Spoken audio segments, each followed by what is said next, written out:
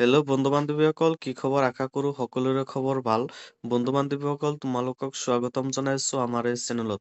বন্ধু-বান্ধৱীসকল, তোমালোকৰ বাবে বহুত কেইটা পোষ্ট ওলাইছে য'ত তোমালোকে আবেদনখন কৰিব পাৰিবা। জুনিয়ৰ মেনেজাৰ, তাৰপিছত তোমালোকৰ এছিষ্টেণ্ট আৰু এক্সেট্ৰা তাৰমানে তোমালোকৰ ইয়াতে বহুত কেইটা পোষ্ট আছে য'ত তোমালোকে আবেদনখন কৰিব পাৰিবা। ইয়াতে আমি জবৰ বিষয়ে ডিটেইলছ সহকাৰে আমি আলোচনা কৰিম। ইয়াতে তোমালোকে আবেদন কৰাৰ কাৰণে তোমালোকৰ কি কি যোগ্যতা লাগিব বা তোমালোকৰ বয়স কিমান হ'ব লাগিব বা কি কি ষ্টাডি কৰিব লাগিব, এই সকলোবোৰ এই ভিডিঅ'টোৰ জৰিয়তে আমি আলোচনা কৰিম। তো বন্ধু-বান্ধৱীসকল, আহা আমি ভিডিঅ'টো আৰম্ভ কৰোঁ।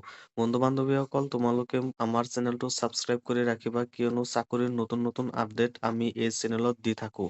আৰু যদি ভিডিঅ'টো ভাল লাগে তেতিয়াহ'লে এটা লাইক কৰি দিবা। এতিয়া আহা বন্ধু-বান্ধৱীসকল, আমি পোষ্টটোৰ বিষয়ে অলপ আলোচনা কৰোঁ। তোমালোকৰ পোষ্টটোৰ নাম হৈছে কেৰেলা PHC জুনিয়ৰ মেনেজাৰ এছিষ্টেণ্টৰ পোষ্ট, আৰু বহুত কেইটা ইয়াৰ লগতে পোষ্ট জড়িত হৈ আছে। আৰু এইটো তোমালোকৰ অৰ্গেনাইজেশ্যন কৰিছে কেৰেলা পাব্লিক চাৰ্ভিচ কমিশ্যনৰ পৰা। তোমালোকৰ শ্বৰ্ট ফৰ্মত ক'বলৈ গ'লে কেৰেলা PHCৰ পৰা তোমালোকৰ এইটো ৰিলিজ কৰিছে, মানে তোমালোকৰটো অৰ্গেনাইজেশ্যন কৰিছে। ইয়াতে যদি আমি পোষ্টৰ বিষয়ে আলোচনা কৰোঁ তেতিয়াহ'লে তোমালোকৰ ইয়াতে টোটেল ভেকেঞ্চি আছে 175টা, মানে তোমালোকৰ 175 প্লাছ তোমালোকৰ ইয়াতে ভেকেঞ্চি আছে। তাৰপিছত বন্ধু-বান্ধৱীসকল, ইয়াতে যদি তোমালোকৰ চেলাৰীৰ কথা আলোচনা কৰোঁ তেতিয়াহ'লে 9,540 ৰুপিছৰ পৰা তোমালোকে ইয়াতে 1,18,100 লৈকে তোমালোকে ইয়াতে দৰমহা পাব পাৰিবা। লগতে তোমালোকৰ ইয়াতে গ্ৰেড পে থাকিব।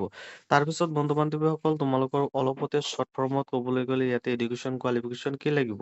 ইয়াতে তোমালোকৰ গ্ৰেজুৱেট পাছ কৰিলেই হৈ যাব, নাইবা BBA, তাৰপিছত BCom, তাৰপিছত BTech, যিকোনো এটা, বা তোমালোকৰ 12 পাছ, 10 পাছ বা 8 পাছ, যিকোনো এটা পাছ কৰিলেই হৈ যাব।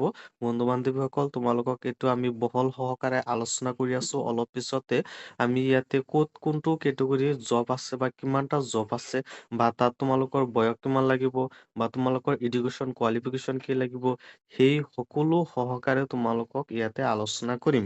তো বন্ধু-বান্ধৱীসকল, আহা আমি ভিডিঅ'টো ভালকৈ অলপ বহল সহকাৰে আলোচনা কৰোঁ। এতিয়া যদি বন্ধু-বান্ধৱীসকল, তোমালোকে যদি ইয়াতে আবেদন কৰা তেতিয়াহ'লে তোমালোকৰ এডুকেশ্যন কোৱালিফিকেশ্যন কি লাগিব বা ক'ত কিমানটা পোষ্ট আছে সেই বিষয়ে অলপ আমি আলোচনা কৰোঁ। তোমালোকৰ ইয়াতে candidate must possess any graduate, any bachelor degree, BBA, BCom, B.Ed, PhD, BTech, BE, diploma, ITI, তাৰপিছত হাই ছেকেণ্ডাৰী, তাৰপিছত মেট্ৰিক পাছ, BBM, তাৰপিছত 8 পাছ, তাৰপিছত এনি মাষ্টাৰ্ছ ডিগ্ৰী বা MCom, যিকোনো এটা তোমালোকৰ ইয়াতে পাছ কৰিলে হৈ যাব।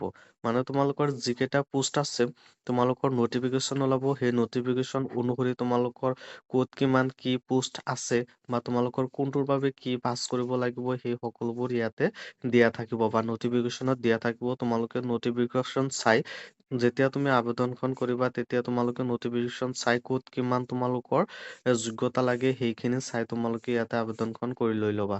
তাৰপিছত এতিয়া আহা কেটেগৰীজ, তোমালোকৰ বয়স কিমান হ'ব লাগিব।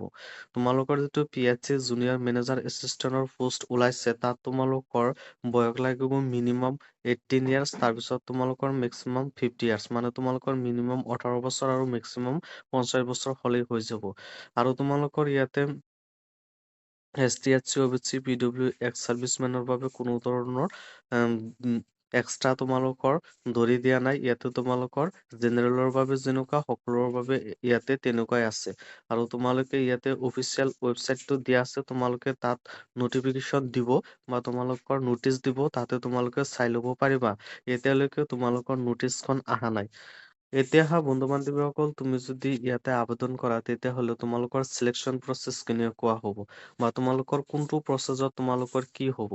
তোমালোকৰ প্ৰথমতে ৰিটেন বা OMR বা অনলাইন টেষ্ট, মানে তোমালোকৰ অপচন সহকাৰে তোমালোকৰ অনলাইনৰ জৰিয়তে তোমালোকক কুৱেশ্যন সোধা হ'ব বা তোমালোকৰ ধৰা 10টা কুৱেশ্যন থাকিব, 10টা তোমালোকৰ ধৰা 1 মাৰ্ক থাকিব। এটা কুৱেশ্যনত তোমালোকৰ 4টাকৈ অপচন থাকিব, যিটো শুদ্ধ হ'ব সেইটো তোমালোকে ইয়াতে ক্লিক কৰি দিলেই হৈ যাব।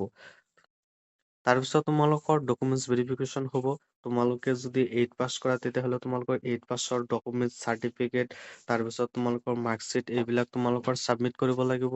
তাৰপিছত যদি তুমি 10 পাছ বা মেট্ৰিক পাছ বা হাই ছেকেণ্ডেৰী পাছ কৰা তেতিয়াহ'লে তোমালোকৰ যিবিলাক ডকুমেন্টছ আছে সেইবিলাক তোমালোকৰ ভেৰিফিকেশ্যন কৰিব।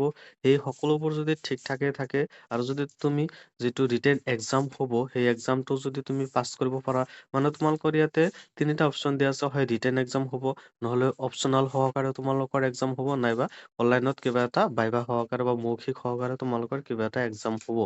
সেইটো তুমি যদি পাছ কৰা তাৰপিছত তোমালোকৰ যদি ডকুমেন্টছ ভেৰিফিকেশ্যন হৈ যায় তেতিয়াহ'লে তুমি ইয়াতে চাকৰিটো পাই যাবা। তাৰপিছত বন্ধু বান্ধৱীসকল তোমালোকৰ বাবে ইয়াতে ভাল এটা সুখবৰ আছে। ইয়াতে আবেদন কৰিলে তোমালোকৰ কোনো ধৰণৰ ফিজ নালাগে, মানে তোমালোকৰ ইয়াতে কোনো ধৰণৰ ড্ৰাফট কাটিব নালাগে, জাষ্ট তুমি আবেদন কৰিলেই হৈ যাব। যিসকল ল'ৰা ছোৱালীৰ ইণ্টাৰেষ্ট আছে সেইসকল ল'ৰা ছোৱালী ইয়াতে আবেদনখন কৰিব পাৰে। তাৰপিছত বন্ধু বান্ধৱীসকল তোমালোকে ইয়াতে কেনেকৈ আবেদনখন কৰিবা। তোমালোকৰ এটা অফিচিয়েল ৱেবচাইটটো দিয়া আছে keralapsc.government.in, এইটো মাৰি তোমালোকৰ আবেদনখন কৰিব পাৰিবা। তাৰপিছত তোমালোকৰ অপচন আহিব জুনিয়ৰ মেনেজাৰ, এছিষ্টেণ্টৰ পোষ্ট, আৰু তোমালোকৰ বহুত কেইটা পোষ্ট আছে য'ত লিংক দিয়া থাকিব, সেই লিংকত তোমালোকে ক্লিক কৰি দিবা। তাৰপিছত তোমালোকৰ লিংকত ক্লিক কৰি দিয়াৰ লগে লগে তোমালোকৰ অনলাইন এপ্লাই বুলি এটা লিংক আহিব, তাত তোমালোকে ক্লিক কৰি দিবা। তাৰপিছত তোমালোকৰ register with email ID and mobile number, মানে তোমালোকৰ ইমেইল আইডি আৰু মোবাইল নাম্বাৰ তাতে বহাই দিব লাগিব।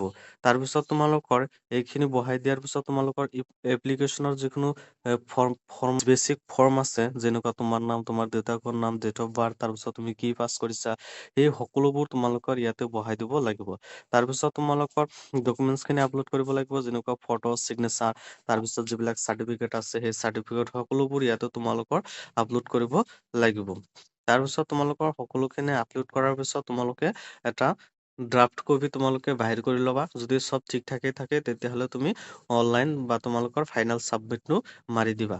ফাইনেল চাবমিটটো মাৰাৰ তোমালোকৰ শেষ তাৰিখ হৈছে তোমালোকৰ 31/12/2025, আৰু এইটো তোমালোকৰ ডেট আৰম্ভ হ'ব, মানে এপ্লাই কৰা দিন আৰম্ভ হ'ব 28/11/2025, আৰু তোমালোকৰ এইটো শেষ দিন হৈছে 31/12/2025। মানে এইখিনি সময়ৰ ভিতৰতে তোমালোকে আবেদনখন কৰি লৈ ল'ব পাৰিবা, মানে আবেদনখন কৰি লৈ